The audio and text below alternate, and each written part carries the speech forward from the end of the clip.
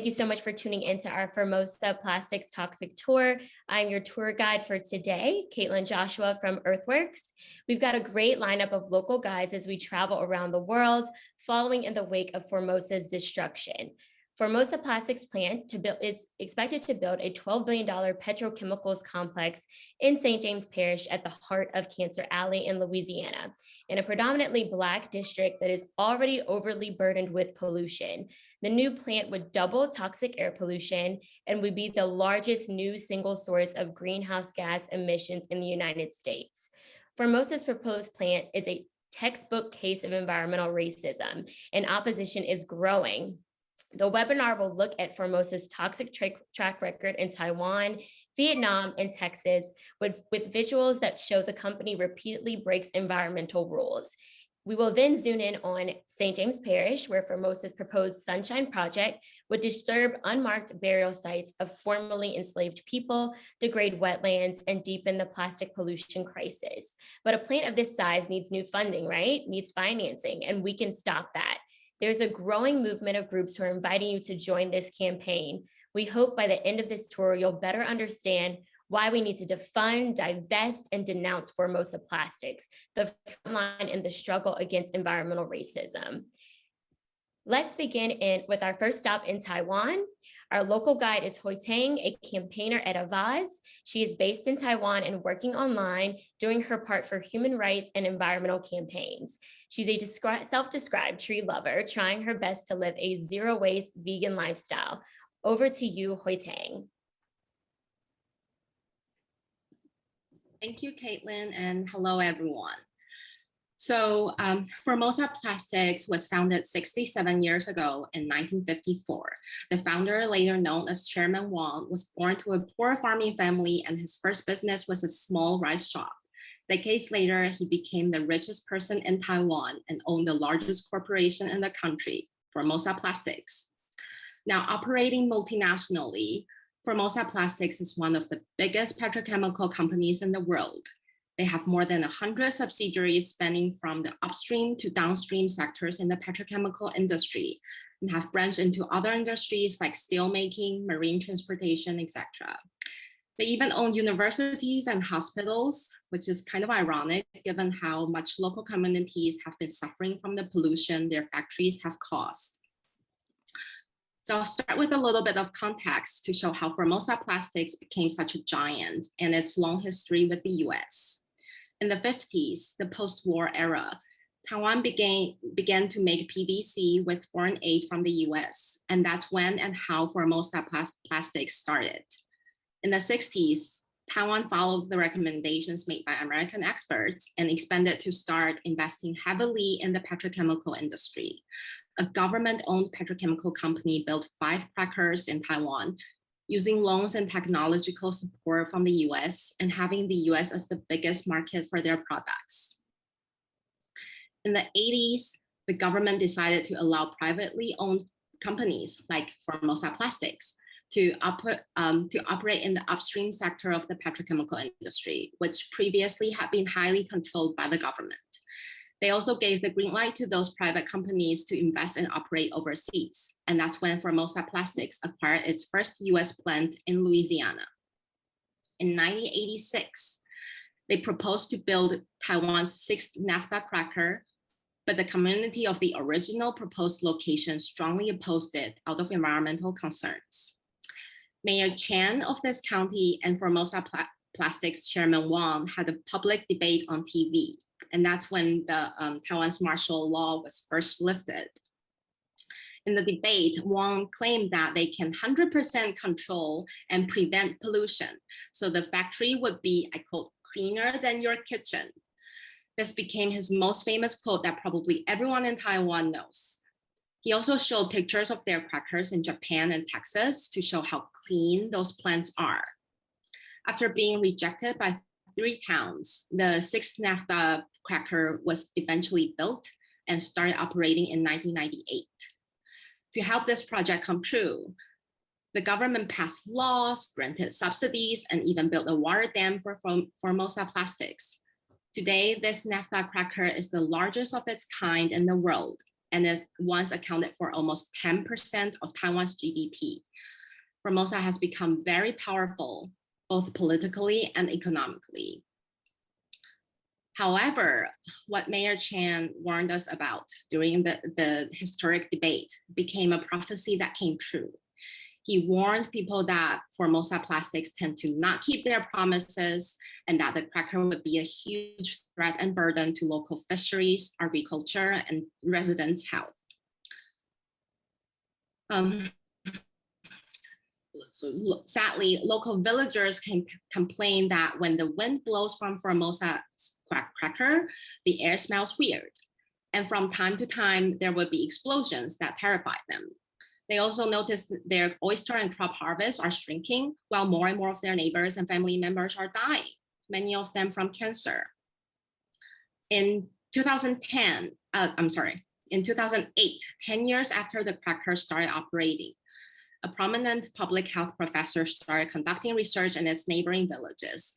And then he found a significant correlation between the cracker and cancer rates. Formosa Plastics later sued another professor who tried to scientifically prove the causal relationship between the cracker's pollution and people getting sick. This move is widely seen as Formosa Plastics' way to silence researchers who dare to challenge them. It's not the only legal action they have taken to make sure they can keep doing what they do. And so far, their tactics have been pretty effective. According to the local environmental regulator, Formosa Plastics would appeal any penalty they got for violation of environmental laws, even to the smallest fine, which was only about $200 US. And they will appeal the appeal. They not only outstaff and outlawyer the local regulator, but they also poach it and its contractor staff. Since, unfortunately, the government hasn't been able to effectively address the cracker's environmental and public safety concerns, environmental groups and researchers have been trying to put more pollutant monitors in and around the cracker to better understand and prove the pollution. Local residents suffering from cancer and other health issues have filed lawsuits against Formosa Plastics. And dozens of Taiwanese environmental and human rights groups have formed a coalition to do our best to make sure Formosa Plastics is held accountable for their behavior and malpractice. And the battle is ongoing. Thank you. Thank you so much, Hui Ting. That was very informative. Folks, please feel free to ask her questions in the Q&A portion of the Zoom, and we will ask those at a later time. Although Formosa Plastics' existing plants are still polluting the air and water and making great profits in Taiwan, I would like to lift up that in 2007, they proposed a new project but couldn't pass the environmental impact assessment. So they decided to go to Vietnam. So that's where we're gonna go next. Buckle up because we are heading to our next stop with Miss Nancy Bowie. Nancy Bowie is a writer and documentary filmmaker. She is also an environmental and human rights activist. Her current role as a vice president of external affairs of Justice for Formosa Victims, a nonprofit organization based in Louisiana. JFFV was founded in 2017 to support victims of environmental disasters caused by the Formosa High Tin Company in the central provinces of Vietnam to fight for justice. In 2019, JFFV assisted 7,875 victims in filing a lawsuit against Formosa in Taiwan. The lawsuit is now awaiting the decision of the Taiwan Supreme Court. Vietnam's very own Nancy Bowie. Thank you, Kaylin, for the introduction. Hello, everyone. At the beginning of April 2016, people living along the coast of Vietnam faced an unprecedented horror when they discovered hundreds of tons of dead fish through along nearly 250 kilometers of coastline of 4 provinces. Fear and uncertainty follow as the cause of this phenomenon was unknown. The stench from the dead fish became unbearable, and a diver died after discovering an outflow pipe from the Formosa factory. It was later discovered that the pipe contained many toxic chemicals such as cyanide, chlorine, ammonium, and iron. More alarming, people started getting sick after eating the contaminated fish. When people sought answer from the Vietnamese government, red algae were given as the cause.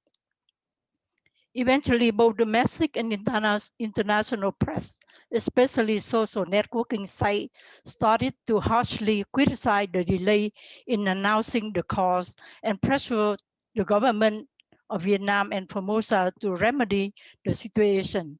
In the face of public pressure and mounting evidence pointing directly at Formosa, the manager of the Formosa factory finally released a statement.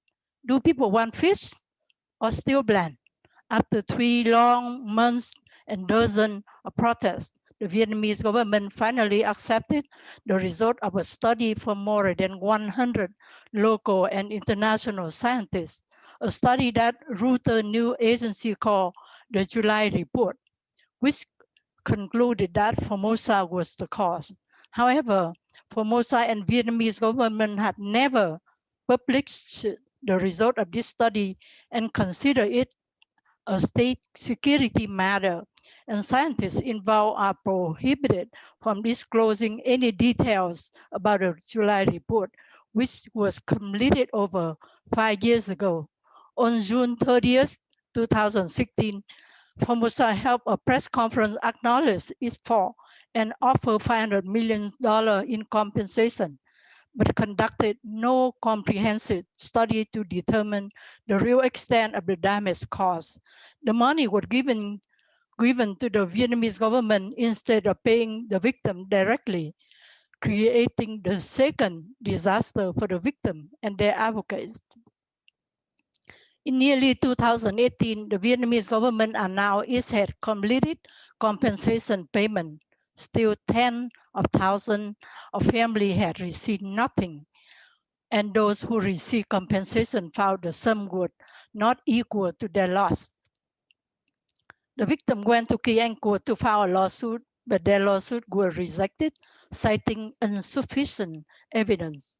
When they tried to appeal, they were beaten and severely injured by the police, arrested and jailed. Those who spoke out demanding justice for the victim and those who assist the victim in filing lawsuit were also targeted, arrested and imprisoned with harsh sentences, including blogger Lê Đình Lượng, who received a 20-year sentence, and Hoàng Đức Bình was condemned for 14 years. More than 20 others are serving long sentences as we speak, while others are still being targeted.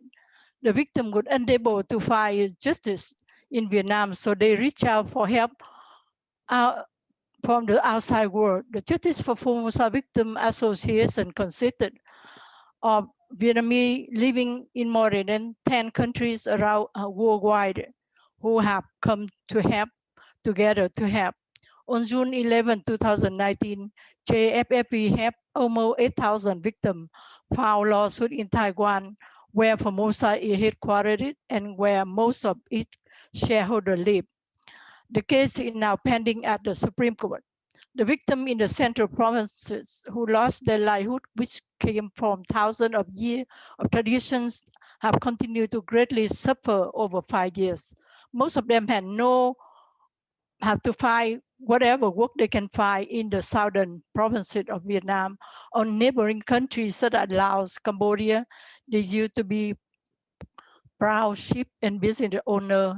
Now they work for a meager salary while living away from home. Their children often live without both parents have dropped out of school because their parents can no longer afford it. Those who can pay the broker to go to work overseas in Taiwan, South Korea, Japan, and Thailand, and live apart from their family. At the end of 2020, Formosa became the largest steelmaker in Southeast Asia, announcing record profits of hundreds of millions of dollars, while victim continues to suffer. The Vietnamese government subsequently announced that Formosa had paid nearly $500 million in taxes. Formosa is a multinational company mainly investing in the production of plastic and chemical. However, they invested in Vietnam to make steel an area where it had no experience. from the first day of its presence in Hatay province. The company caused a lot of damage just to build their plant. With the help of the state, people were forced to relocate without proper compensation. Those who refused relocation had their electricity cut off and their children were unable to go to school. They are living in what is left of their demolished home for the past 10 years. For them, environmental disaster is the third disaster caused by Formosa. I hope the residents of St. James can avoid similar pain. There is no need to build another plastic factory in St. James for a company that had a history of destroying the environment and had caused so much suffering for people who want to live in peace. Thank you very much for listening. Thank you, Nancy, for sharing that compelling story. I'm sure y'all are hearing it just as much as I am. Lawsuits, loss of life, harassment. How can a corporation thrive off the pain and suffering of others, especially those who have been there first? Let's continue on our journey and hear some more storytelling. Our next stop is in the US, where activists in Texas have won an amazing victory in the struggle to hold Formosa accountable with a $50 million legal settlement. But the struggle goes on. Here to tell us about it is our next local guide, Diane Wilson, an American environmental activist, an anti-war activist, and an author. She began a campaign against Formosa Plastics, a facility near her hometown, with tactics including several hunger strikes and sinking her own boat to draw attention to the matter.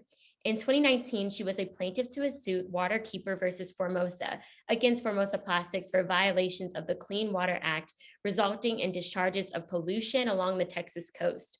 Along with other volunteers, she collected millions of nurdles that served as evidence in the case. In other words, she won.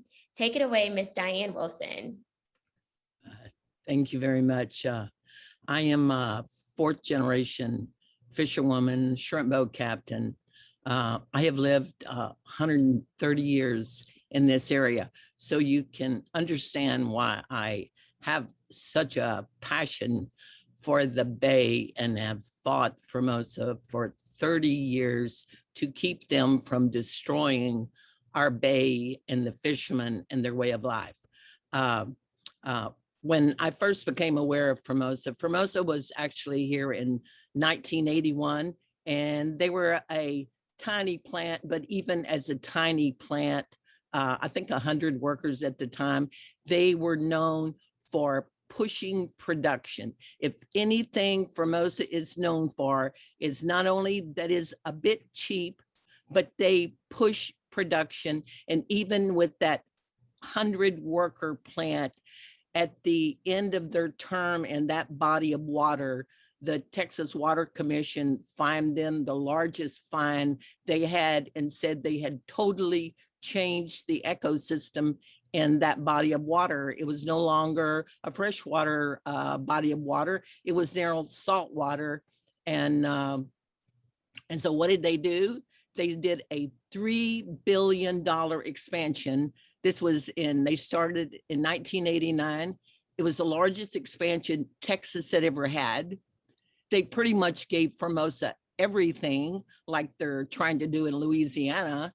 And basically, they put their waste stream into an estuary in Lavaca Bay where the fish and the crabs and the whole ecosystem, the cradle of life for our fishermen. And you know, when Formosa started, the Chairman Wong, he loved to say that it was the jewel of the Texas coast. I saw that a number of times. I saw where they were telling Taiwan this was a Texas jewel. Well, I'll have you to know it was not a Texas jewel.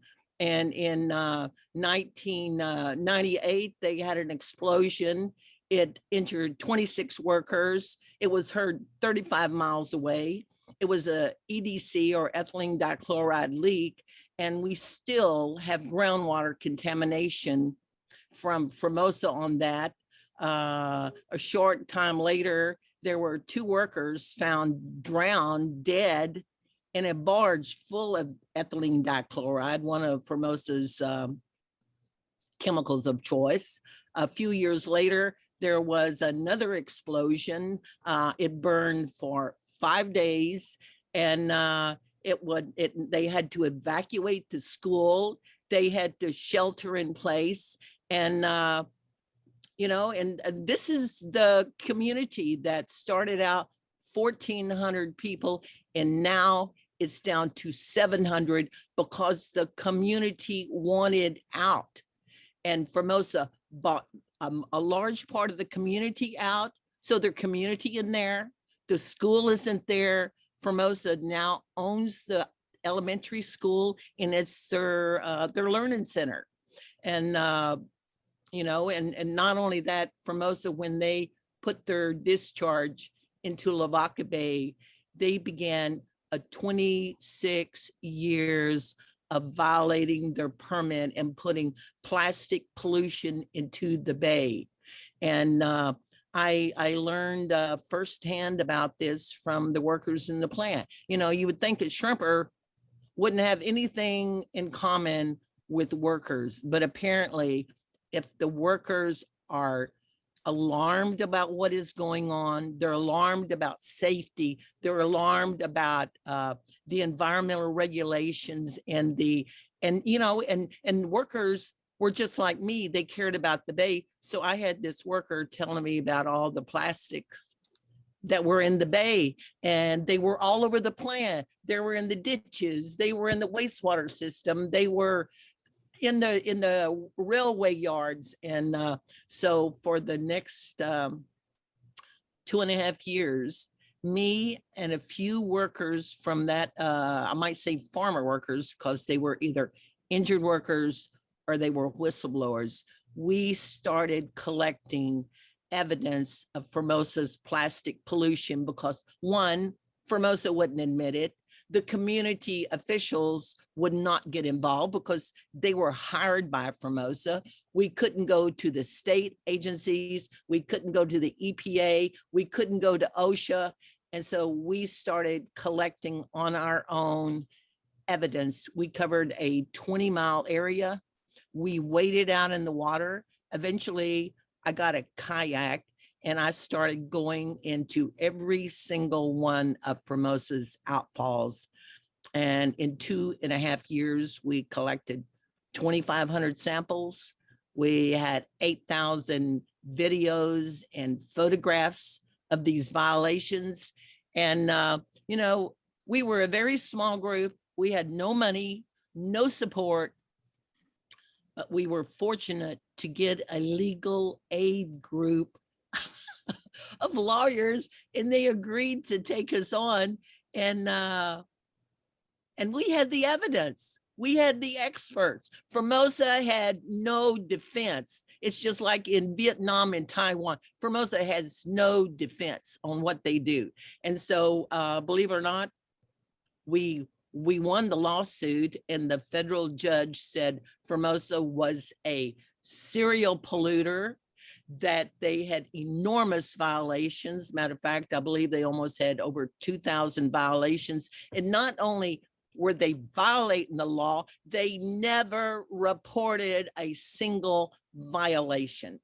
And so it was after that trial that Formosa decided they were going to sit and settle with us, because I think they were afraid what the judge was going to fine them for 2,000 violations, $50,000 a day.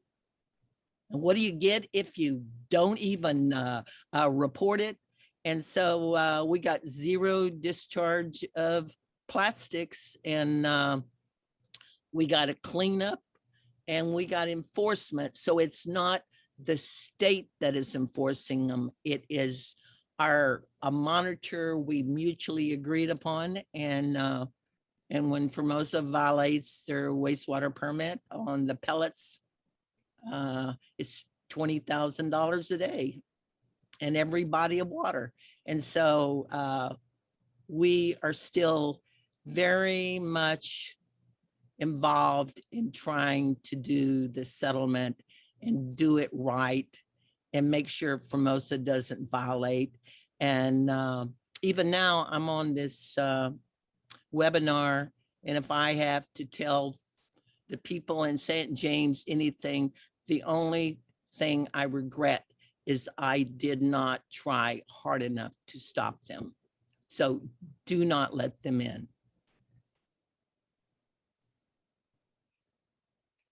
Thank you so much for sharing that, Diane. What a testament to what we can do if we come together and we bring that pressure, right, y'all? At this time, I'd like to go ahead and ask a couple questions because we do have quite a few of you guys sent some stuff in. So let's do that. And I see in the chat, yeah, thanks again, Diane, for sharing that. That story is always so compelling and it resonates with folks and it gives us hope. So we appreciate you. And even when I hear you say you didn't fight enough, you set the foundation for us. We just have to continue the journey. So we're going to do that starting tonight. Our first question, and it can be from any of the panelists, you guys, if you want to just unmute. What actions can we do together to make Formosa Board of Directors care? What can we do to stop Formosa's actions? Better yet, take this company down. And that sounds about right. Anyone who have spoken thus far, even Sharon, if you want to hop in there, and I'll repeat the question, what actions can we do together to make Formosa Board of Directors care? What can we do to stop Formosa's actions? Better yet, can we take them down? And how do we do that?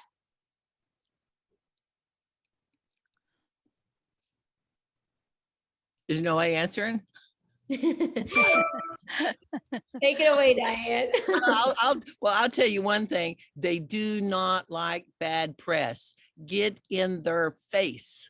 You get in their face and you and make sure you got your research, you have your information.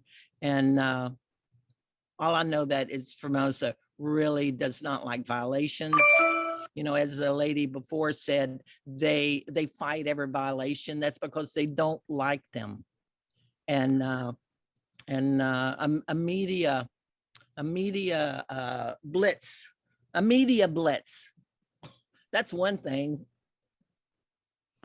It's me, Nancy. I think that as a consumer, we can find any product that's produced by Formosa and just don't use them, don't buy them. So, you know, that will, you know, give them an answer that nobody like the way they do business. So that is another solution. Yes. And I don't know how to make their board of directors care, honestly. But in Taiwan, groups have been, for example, like protesting in front of their shareholder meetings and also pressuring the government because the government, like the petrochemical industry is so massive and the government is kind of also like involved in the whole thing. Like obviously Formosa Plastics is not doing what they should do to prevent like those incidents, but the government is also kind of like not doing their part to prevent them. So at least the groups in Taiwan are also pressuring the governments to like strengthen the laws and regulations and like transparencies. So that's what I can share, that what folks on the ground are doing. Awesome, wonderful answers. So we'll move on to the second question and y'all can stay right there. So given the wide reach of Formosa and the trail of pollution and environmental destruction that they have created, what do you see are some opportunities for local communities that you are advocating for to join efforts and build solidarity transnationally? And so once again, given the wide reach of Formosa, the trail of pollution, environmental destruction, what do you see are some local opportunities for folks to be able to plug in and join efforts transnationally? Well, this is Diane again. Hate to keep butting in here, but I do know it's extremely important for small local groups who do not, and usually if you're around Formosa, it's hard to get support. It's hard to get media. People are really intimidated by Formosa. So if you can reach out to other, like in Texas, other states, like the ones in Delaware, like the ones in Louisiana, the one that was in Illinois. And I know I got a long time ago an opportunity to go to Taiwan, and that experience was the best thing that ever happened to me. And so it gave this solidarity between this little small county in Texas all the way to Taiwan. And, you know, and 30 years later, I still have it. So it's very, very important. And I think it's Formosa is well aware of it. Great advice, Ms. Diane. Thank you. Anyone else would like to add anything before we move on to our next presenter? All right, thank you. Appreciate you guys. We are going to go ahead and move over to Louisiana. So I'm thrilled to introduce our next local guide on the Formosa Toxic Tour, Sharon Levine of Rise St. James in St. James, Louisiana. Sharon is an environmental justice activist focused on combating expanding industrial complexes in Cancer Alley. She's focused in part on defending the cultural heritage of the African American community. In 2018, she organized the community against a new Formosa Plastics cork factory that would have disrupted a slave grade site, yet another slave grade site, right, in the community. In 2019, upon receiving funding, Rise St. James continues to lead the charge against Formosa Plastics in St. James, Louisiana. Sharon was recently awarded the Goldman Environmental Prize, only one of 6 in the world. Let's give it up for Ms. Sharon Levine.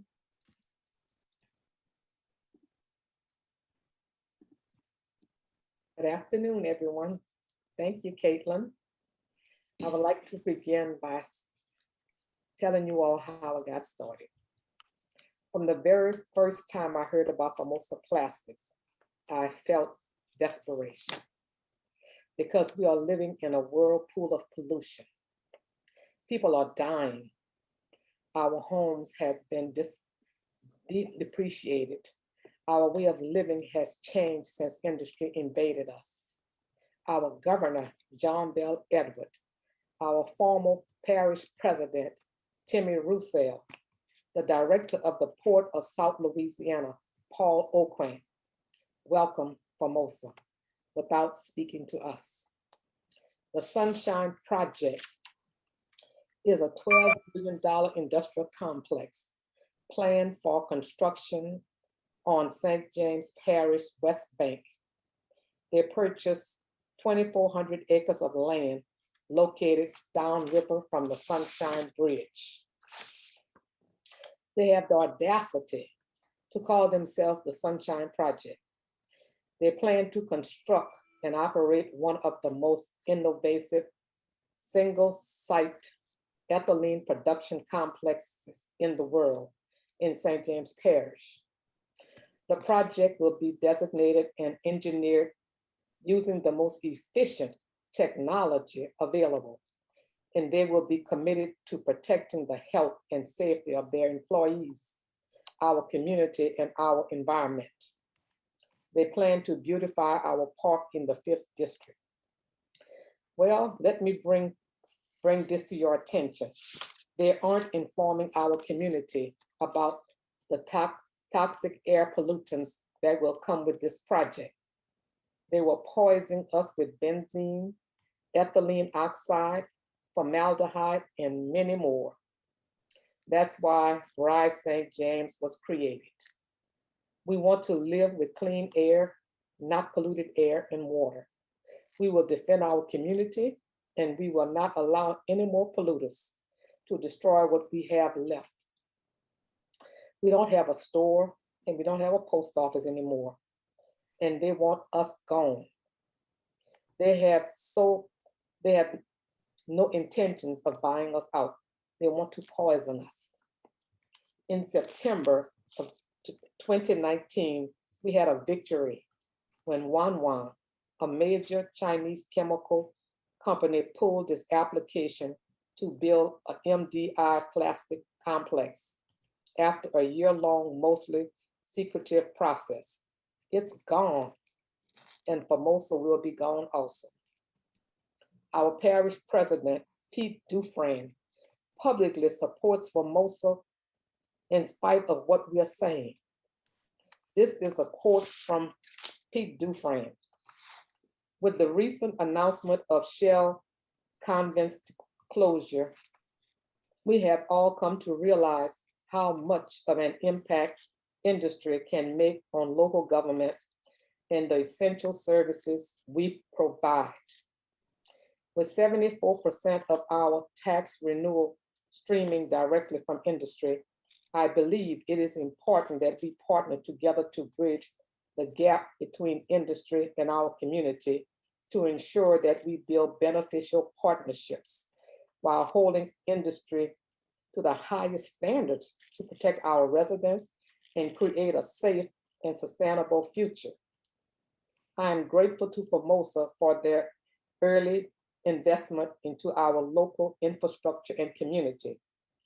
The improvements made to Highway 3127 will provide a safer roadway for our residents and prevent additional traffic congestion.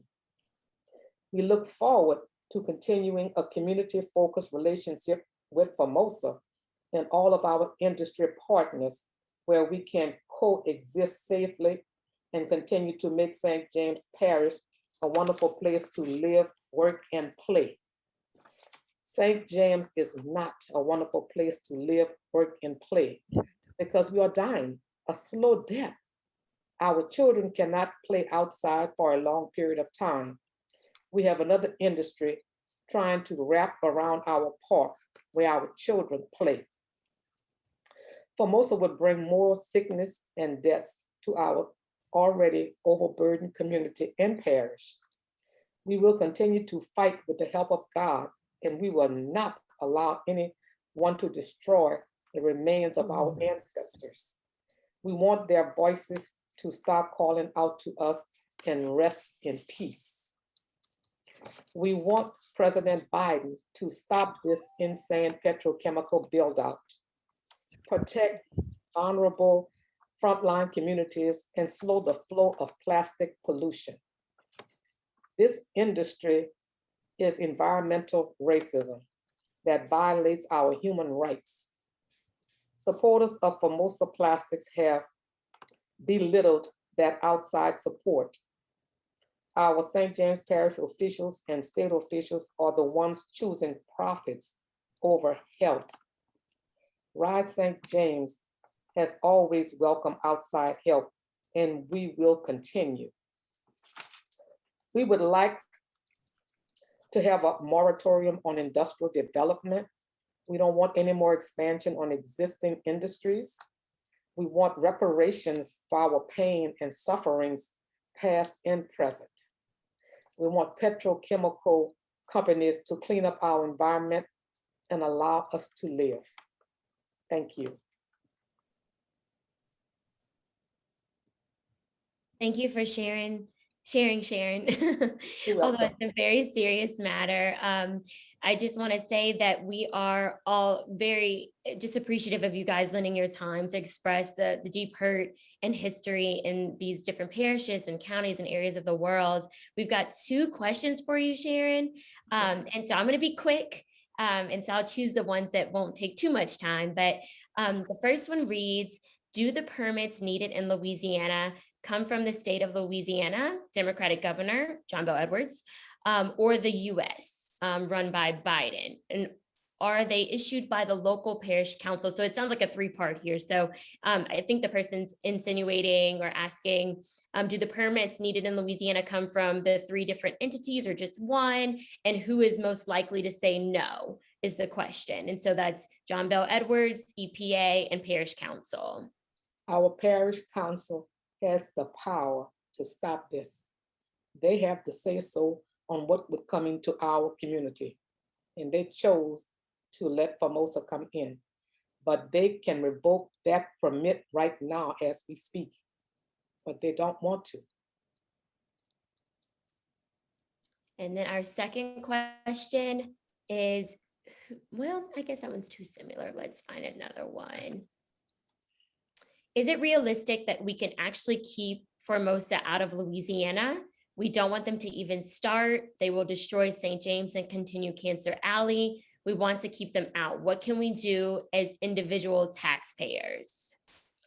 Oh, you can help support us by signing the petition that we have to President Biden. You can support us by joining us in our marches, signing on to our letters that we send to the governor, the president of the United States, to our parish officials.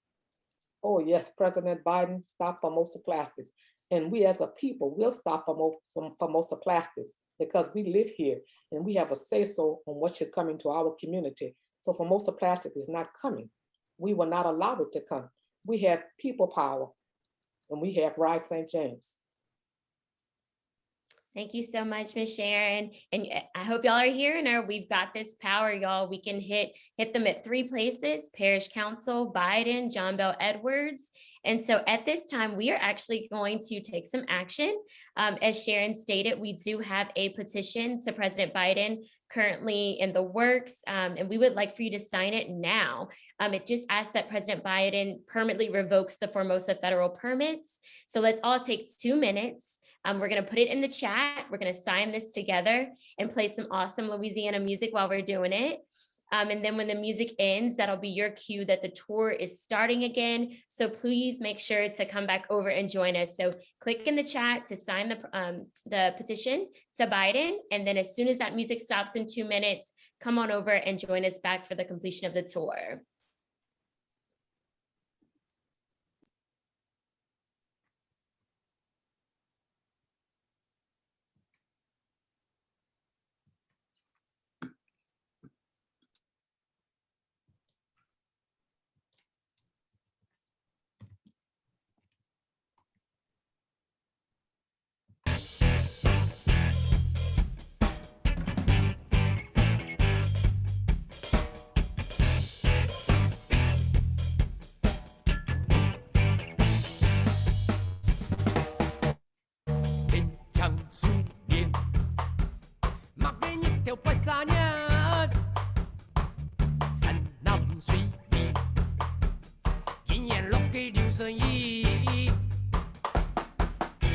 照常叫，历来的八字办案，也无奈何，一下走险难。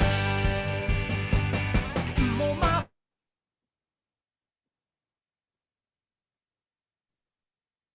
不晓得三口，既然错，无怪呀。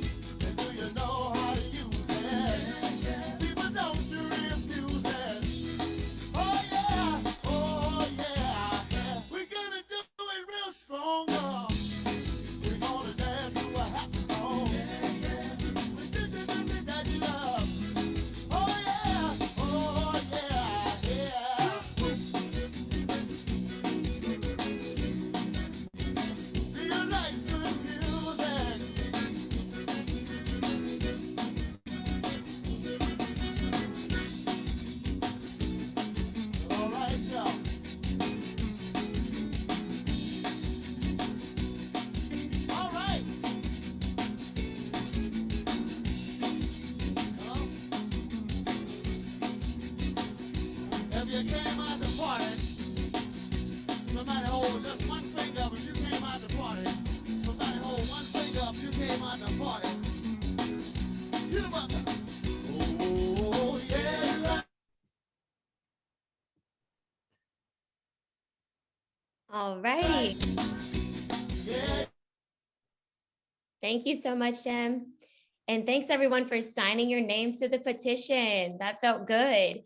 We're going to wrap things up with one more critical way we can prevent Formosa from building this project, which has been on a lot of our minds for the evening, the morning. And that's why blocking this funding is so imperative, right? Our last tour guide is Michelle Chan, Vice President of Programs for Friends of the Earth. She's going to tell us how the Sunshine Project would be financed, who the key potential financiers are, and how we can stop them. Take it away, Miss Michelle. Thank you so much. Thank you. Well, Sharon has given us a rundown of how horrible the Sunshine Project would be, but the important thing is that we can still stop it. The project doesn't have all its permits yet, and it needs to raise money, a lot of it. So the question is, how will this project be funded? We don't know exactly, but we do know it will be expensive, $12 billion, which is already more than Formosa originally planned for. So Formosa will need to borrow most of the funds.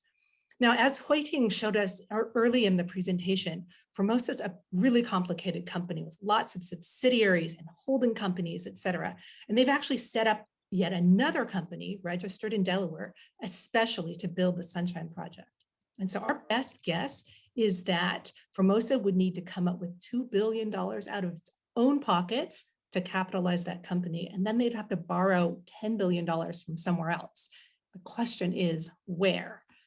Well, based off of Formosa's fundraising track record, they probably won't borrow most of their money through big banks, through big loans from banks. They're probably going to raise the bulk of it by selling thousands of bonds. And bonds are like IOUs. So Formosa will go out into the market and sell these IOUs to investors. Investors pay the money up front, Formosa gets the money, and in return, the investors get an IOU from the company promising to pay them back with interest. Now, if coming up with $10 billion sounds like a big lift, it is. It's really hard for any company to come up with that much cash, but particularly hard for petrochemical plants. The last time we saw a boom in new petrochemical plant investments about 10 years ago, less than half of the new plastics factories that were announced actually raised the money they needed.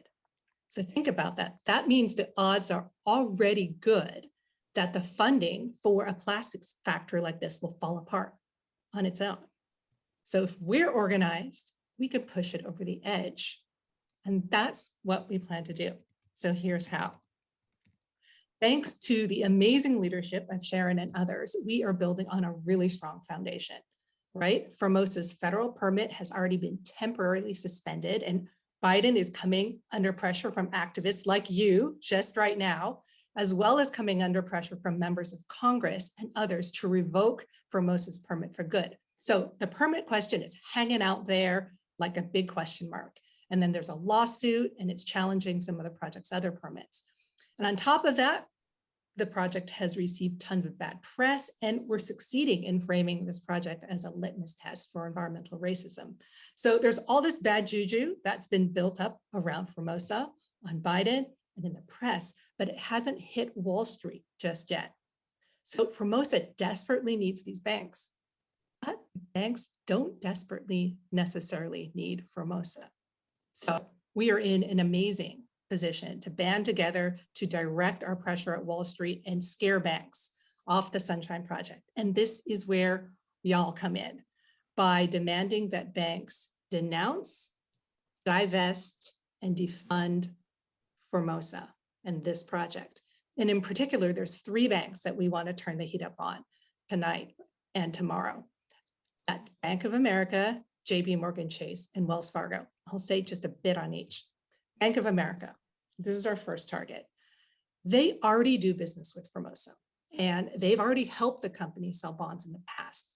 So even though Formosa is a Taiwanese company, this project is really expensive and it's going to be built in Louisiana, and Formosa will need to raise US dollars to build the Sunshine Project. So chances are that Formosa is going to ask Bank of America to help them sell bonds in the US. So we need to turn up the pressure on them.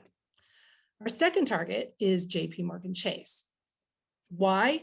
They are the biggest US funder of plastic polymer production, which is exactly what Formosa wants to build, a plastics plant. And JP Morgan Chase is also one of the biggest financiers of the plastic supply chain at large. So they're another potential backer of this project. Finally, our last target is Wells Fargo. Our friends at ACRE, the Action Center for Race and Economy, have dubbed Wells Fargo the most racist bank in the country. And Wells is already under pressure for its track record of racist financing practices. And we think it will be really sensitive to a project that's becoming known as a litmus test for environmental racism. So we've got a social media pack that we're dropping into chat with you. And we're also going to be sending to you after the call. And we're asking you and your organizations to pressure these companies on Facebook and Twitter starting tomorrow morning. It's an easy first step, and I promise you there'll be plenty of other opportunities to escalate in the future. So right now, we would love for you to take part in a quick poll. Starting tomorrow morning, which bank do you plan to pressure on social media? So let's launch the poll.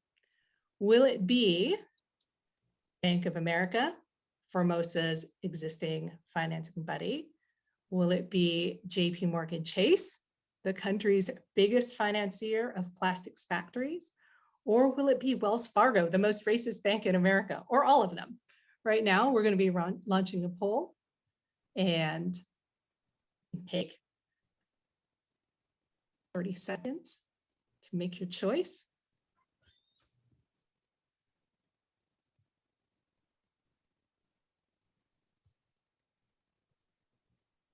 Go ahead and click. And in a second, we're going to be able to share the results.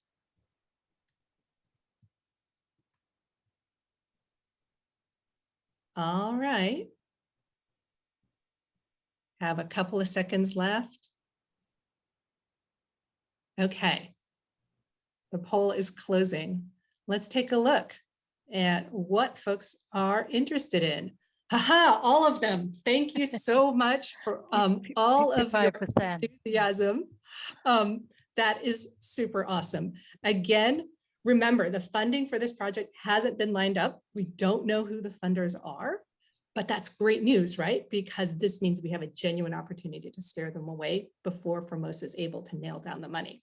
And remember, Formosa needs to raise all this money or it doesn't work. So every bank we're able to scare away makes a difference. You can schedule your tweet or your right now if you want, or you could get on online tomorrow morning and do it.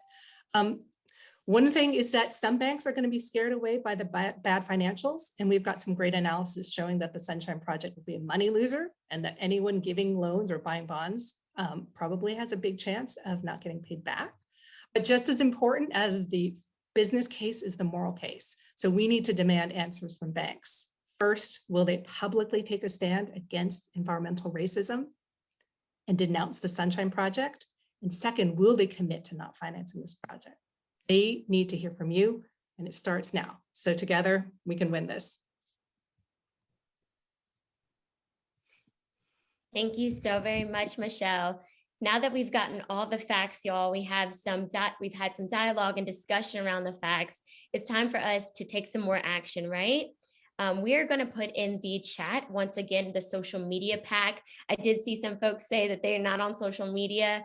Get with us. We'll show you what exactly you can do. You still have people power. We'll be asking all of you to start pressuring that bank. Once again, as Michelle said, your bank of choice, or all three of them, tomorrow morning. Feel free to click and open this tab so you have it handy at all times, y'all. So it is available in the chat and you will continue to have access to it if you go ahead and put it in your computer. After this tour, it should be clear that Formosa is not a good neighbor, neither in Taiwan, Vietnam, Texas, nor in Louisiana. we actually suggest that they change their signage accordingly.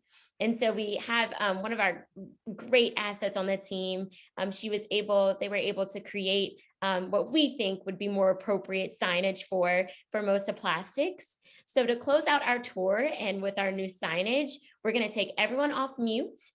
So please come off mute if you know how to do it yourself. And we're going to do a quick chant to close us out tonight.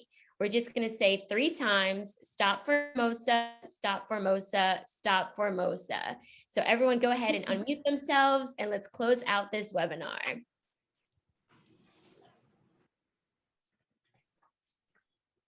And so Anais is working on unmuting everyone. So just a moment.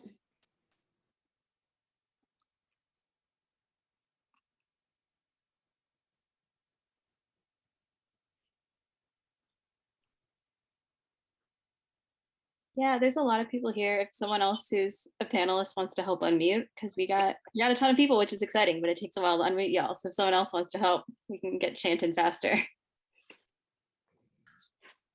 Unmute. Okay.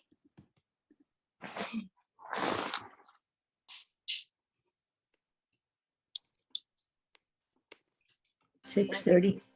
While we're getting everyone to unmute themselves and getting it done in the chat here, just to kind of recollect what we've gone over tonight, guys. So we've got the petition that you can sign to Biden if you haven't done so already. We've got the social media pack, so you'd be locked and loaded and I ready. didn't hear you. Ready to go ahead and put on social media and really get your organizations involved and putting that pressure on Formosa Plastics. And then last but not least, the bank piece of it all. If you want to hand me the things, I can go ahead. Yay. All right, y'all. So we're going to go ahead and chant our Stop Formosa 3 times. Everyone ready?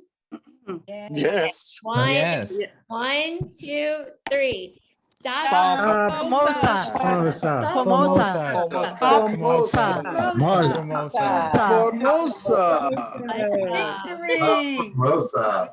That sounds great, y'all. Formosa. Thank you, everyone, for joining us tonight. Have a blessed day. Bye-bye. Thank you, everyone. Have a good evening. Bye-bye. Nice. Bye. Bye. Bye-bye.